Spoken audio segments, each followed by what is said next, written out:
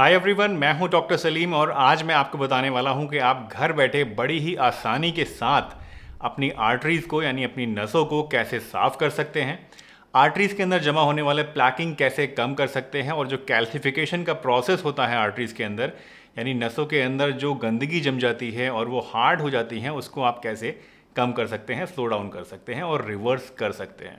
तो चलिए बिना किसी देरी के इस वीडियो को शुरू करते हैं और जानते हैं इन सभी चीज़ों के बारे में पूरी डिटेल से।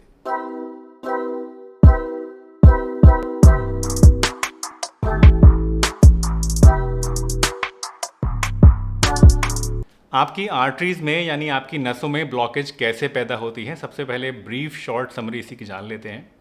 देखिए, हमारी जो आर्टरीज होती हैं इनकी अंदरूनी लेयर, इसको बोलते हैं एंडोथीलियम। कभी कभी क्या होता है कि इस एंडोथीलियल लेयर के अंदर इन्फ्लामेशन हो जाता है और जब इन्फ्लामेशन होता है तो उसके बाद वहाँ पे स्कार फॉर्मेशन हो जाता है। स्कार फॉर्मेशन होने के बाद दूसरा जो प्रोसेस होता है वो ये कि यहाँ पर कैल्शियम के पार्टिकल्स आके डिपॉजिट होने लगते हैं और इसके साथ साथ वहाँ पर आपका जो कोलेस्ट्रॉल है वो भी आके जमना होने लगता है। ये सभी चीज़ें जब जमा होती हैं तो उसकी वजह से वहाँ पे एक थक्का जैसा जम जाता है जिसको हम लोग बोलते हैं कि ये प्लैक बन गया है। प्लैक फॉर्मेशन बेसिकली यही होता है। अब ये प्लैक अगर आपकी बॉडी के अंदर बन जाता है तो इसका पता आपको कैसे लगेगा, ये एक सबसे बड़ा सवाल है। देखिए, प्लैक का पता लगाने के लिए ये पता लगाने के लिए कि आपकी बॉडी के अंदर कैल्सिफिकेशन हो रहा है नसों में या नहीं हो रहा है, या आपकी नसों की क्या कंडीशन है एक्चुअल में, ये जानने के लिए सबसे अच्छा टेस्ट जो होता है वो होता है CAC टेस्ट। CAC का मतलब है कोरोनरी आर्टरी कैल्शियम टेस्ट। ये एक बहुत ही आसान सा, बहुत ही बिना इन्वेजन वाला, यानी कोई चीर फाड़ इसमें नहीं होती है और बहुत ही इकोनॉमिकल एक टेस्ट है जो कि एक्चुअल में एक तरह का CT स्कैन ही है। आइडियली आपके CAC टेस्ट का जो रिज़ल्ट है वो 0 आना चाहिए, लेकिन अक्सर ये 0 नहीं आता है और कई बार 100, 150, 200 या 400 या कभी कभी 400 से भी ज़्यादा ये आ सकता है। अगर आपका CAC टेस्ट का रिजल्ट जो है वो ज़्यादा आ रहा है, इसका मतलब है कि आपकी आर्टरीज़ के अंदर कैल्सिफिकेशन हो रहा है और वहाँ प्लैकिंग होनी शुरू हो चुकी है। अब ऐसे केस में, यानी जब आपके अंदर आर्टरीज़ की कैल्सिफिकेशन हो रहा है, आपने टेस्ट कराया, वो बढ़ा हुआ आ रहा है, तो आप क्या करेंगे? इसके लिए अगर आपकी आर्टरीज़ के अंदर जो कैल्सिफिकेशन हो रहा है इसको रोकने के लिए और रिवर्स करने के लिए दोस्तों, आज जो टिप्स मैं आपको बता रहा हूँ ये आपको रेगुलरली फॉलो करने हैं पूरी ईमानदारी के साथ। और इनको फॉलो करने के बाद साल 6 महीने के बाद आप दोबारा अपना टेस्ट कराइए ताकि आपको पता लग सके कि इन टिप्स से आपको कितना मदद मिली और कितना ज़्यादा रिवर्सल आपकी बॉडी के अंदर आया। तो सबसे पहली चीज़ ये है दोस्तों कि हमारी बॉडी के अंदर इंसुलिन ज़्यादा हाई नहीं होनी चाहिए। इंसुलिन हमारी बॉडी के अंदर जितनी कंट्रोल में रहेगी, जितनी ज़्यादा नॉर्मल लेवल में रहेगी, उतना ही ज़्यादा हमारे लिए अच्छा होगा। इंसुलिन बेसिकली एक हार्मोन होता है हमारी बॉडी में जो कि कार्बोहाइड्रेट्स की वजह से बॉडी में जो शुगर बनती है, जो ब्लड के अंदर शुगर जाती है, उस शुगर को कम करने का काम करती है। अब वैसे तो ये एक अच्छी चीज़ है हमारी बॉडी के लिए, डायबिटीज़ को रोकने के लिए और शुगर के लेवल को मेंटेन रखने के लिए, लेकिन इंसुलिन का एक साइड इफ़ेक्ट भी होता है और वो ये कि इंसुलिन बहुत ही ज़्यादा इन्फ्लामेटरी होती है, यानी हमारी बॉडी के अंदर इन्फ्लामेशन, सूजन पैदा करने का काम करती है। तो जब हमारी बॉडी के अंदर हम ज़्यादा कार्बोहाइड्रेट्स डालते हैं, हमारी खून के अंदर शुगर बढ़ने लगती है, तो उसकी वजह से जाहिर सी बात है कि हमारी बॉडी जो इंसुलिन है उसको प्रोडक्शन भी बढ़ा देगी ताकि जो शुगर है ये नॉर्मल लेवल पर रहे। अब जब ये इंसुलिन का लेवल बढ़ता है हमारी बॉडी में तो उसकी वजह से हमारी बॉडी के अंदर, स्पेशली हमारी नसों के अंदर, खून की नसों के अंदर जो एंडोथेलियल लेयर है उसमें इन्फ्लामेशन होना शुरू हो जाता है। और जैसा कि मैंने आपको अभी थोड़ी देर पहले बताया था कि प्लैकिंग होने के लिए और कैल्सिफिकेशन का प्रोसेस होने के लिए सबसे बेसिक और सबसे पहली चीज़ जो इस पूरे प्रोसेस की शुरुआत करती है वो है इन्फ्लेमेशन। तो अगर हमारी बॉडी के अंदर हम इंसुलिन के लेवल को कम कर सकें, उसको नॉर्मल लेवल पे रख सकें, तो इसकी वजह से हम इस इन्फ्लामेटरी प्रोसेस से बच सकते हैं और प्लैकिंग वगैरह की जो प्रॉब्लम है वो हमारे अंदर नहीं होगी, या अगर ऑलरेडी हो चुकी है तो उसका जो रिवर्सल है वो शुरू हो जाता है। अब इस इंसुलिन को लेवल को कम करने के लिए आपको क्या करना है, इंसुलिन लेवल कम रहे इसके लिए आपको अपनी डाइट से कार्बोहाइड्रेट्स को बहुत ज़्यादा कम कर देना है। अगर आप कोई हेल्दी इंसान है और आपके अंदर बहुत ज़्यादा कोई दिक्कत नहीं आ रही है, आपका CAC टेस्ट जो है थोड़ा बहुत बढ़ा हुआ है, तो उस केस में आप अपनी डाइट में से एडेड शुगर को कम कर दीजिए और कार्बोहाइड्रेट्स का जो इंटेक है उसको भी कम कर दीजिए। लेकिन अगर आपकी प्रॉब्लम बहुत ज़्यादा है, अगर आपके अंदर जो रिजल्ट्स हैं CAC टेस्ट के वो 200 या 400 या उससे ज़्यादा आ रहे हैं, तो उस केस में मैं आपको रिकमेंड करता हूँ कि आप कीटो डाइट को फॉलो करें, यानी अपनी डाइट में से आप शुगर को बिल्कुल बंद कर दें किसी भी फॉर्म में। एडेड शुगर तो है ही बुरी आपके लिए, इसके साथ साथ जितने भी कार्बोहाइड्रेट्स के सोर्सेज हैं वो आपको अपनी डाइट में बिल्कुल नहीं लेने हैं। ये पहला पॉइंट दोस्तों सबसे ज़्यादा इंपॉर्टेंट है, और यकीन मानिए अगर इस पहले पॉइंट को आपने मिस कर दिया तो आने वाले जितने भी चीज़ें मैं आपको बताने वाला हूँ वो आपको किसी काम नहीं आएंगी। तो बेसिक और सबसे फंडामेंटल चीज़ है कि आपको अपनी डाइट के अंदर से शुगर को, कार्बोहाइड्रेट्स को कम करना है और इंसुलिन के लेवल को मेंटेन रखना है। दूसरी इंपॉर्टेंट चीज़ है विटामिन K2। आपको अपनी डाइट में ऐसी चीज़ें शामिल करनी चाहिए जो कि विटामिन K2 का रिच सोर्स होती हैं।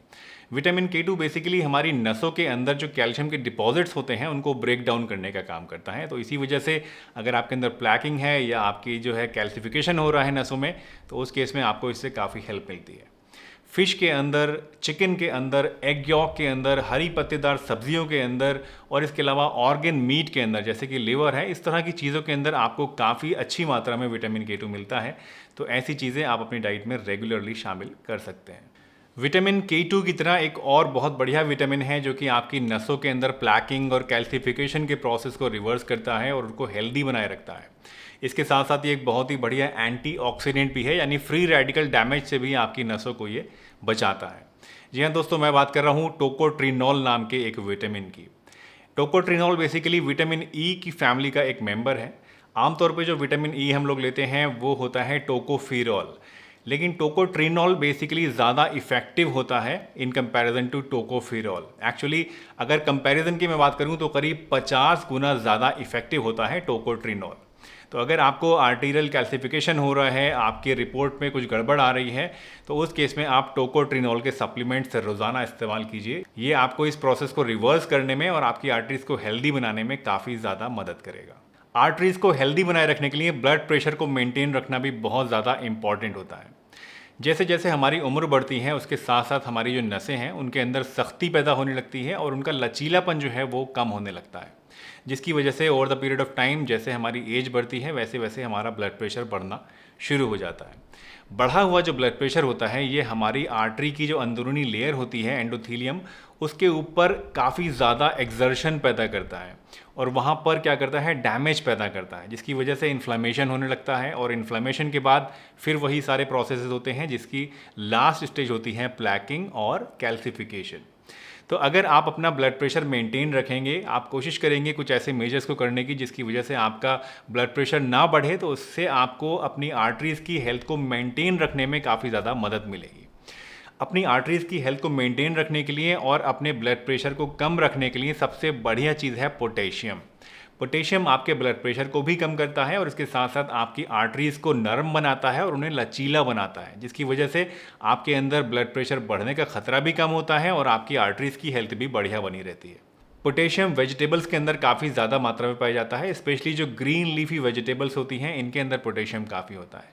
तो आपको रोज़ाना कम से कम 2 से 3 बोल वेजिटेबल्स के ज़रूर खाने चाहिए और कोशिश करनी चाहिए कि आपको सैलेड ज़्यादा से ज़्यादा खाएं, क्योंकि कच्ची सलाद अगर आप खाते हैं तो उससे आपको ज़्यादा फ़ायदा मिलता है, ज़्यादा मात्रा में आपके अंदर पोटेशियम पहुँचता है। पोटेशियम की ही तरह दूसरी इंपॉर्टेंट चीज़ है विटामिन डी, जो कि आपके ब्लड प्रेशर को कम करने का काम करता है। ब्लड प्रेशर को कम करने के साथ साथ विटामिन डी भी आपकी नसों को लचीला और सॉफ्ट बनाता है, तो इसकी वजह से उनकी हेल्थ बढ़िया रहती है। विटामिन डी यूजुअली हम लोगों को सनलाइट से बहुत अच्छी मात्रा में मिल जाता है, लेकिन अफसोस कि हम लोग ज़्यादा देर सनलाइट में आजकल घूम ही नहीं पाते हैं, बैठ ही नहीं पाते हैं। तो अगर आपके अंदर कोई इस तरह की प्रॉब्लम है, आर्टीरियल प्रॉब्लम है या फिर आपके अंदर विटामिन डी कम है, तो आपको रोज़ाना कम से कम आधा से 1 घंटा सनलाइट में ज़रूर बिताना चाहिए, जिससे नेचुरली आपकी बॉडी के अंदर विटामिन डी जो है वो पूरा होना शुरू हो जाए। इसके साथ साथ कुछ एक फूड आइटम्स भी हैं जिनके अंदर विटामिन डी काफ़ी ज़्यादा मात्रा में मिलता है, जैसे कि फैटी फिशेज़ हैं या फिर लीवर है या फिर एग यॉक है। इन चीज़ों के अंदर काफ़ी अच्छी मात्रा में आपको विटामिन डी मिल जाता है, तो ये भी आप ले सकते हैं। कुछ सप्लीमेंट्स भी मार्केट में आते हैं, तो अगर विटामिन डी ज़्यादा ही कम है तो आप सप्लीमेंट्स के भी इस्तेमाल कर सकते हैं। विटामिन डी की एक एवरेज इंसान को रोज़ाना करीब 700 से 1000 इंटरनेशनल यूनिट्स की ज़रूरत पड़ती है, तो इसके हिसाब से आप अपना जो सप्लीमेंट है उसकी डोजेज डिसाइड कर सकते हैं। विटामिन डी के साथ साथ दोस्तों ब्लड प्रेशर को कम करने के लिए आप अनार का इस्तेमाल भी कर सकते हैं। अनार भी एक बहुत बढ़िया और बहुत हेल्दी चीज़ है, जिससे आपको ब्लड प्रेशर और हार्ट के अलावा और भी बहुत सारे बेनिफिट्स मिलते हैं। तो रोज़ाना अपनी डाइट में आप अनार को शामिल कर सकते हैं। इसका जूस भी ले सकते हैं या फिर इसको आप ऐसे ही साबुत भी खा सकते हैं। इसी के साथ अगर आप स्मोकर हैं तो आपको फ़ौरन स्मोकिंग छोड़ देनी चाहिए, क्योंकि स्मोकिंग एक ऐसी चीज़ है जो कि आपके हार्ट की हर एक चीज़ के ऊपर निगेटिव इफेक्ट डालती है।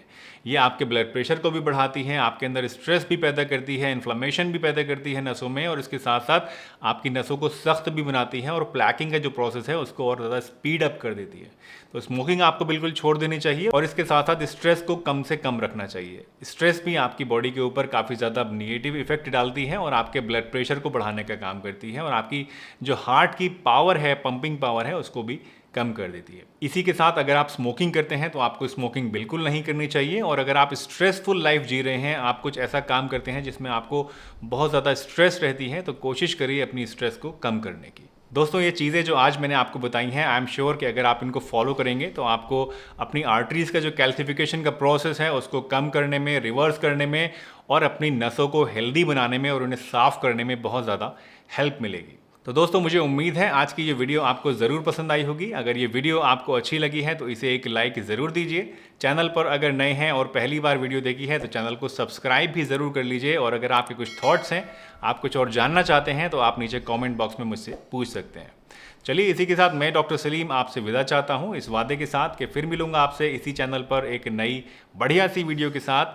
तब तक के लिए अपना बहुत ध्यान रखिए, हंसते रहिए, मुस्कुराते रहिए, रोज़ कुछ ना कुछ नया सीखते रहिए, ताकि आप रह सकें हेल्दी हमेशा।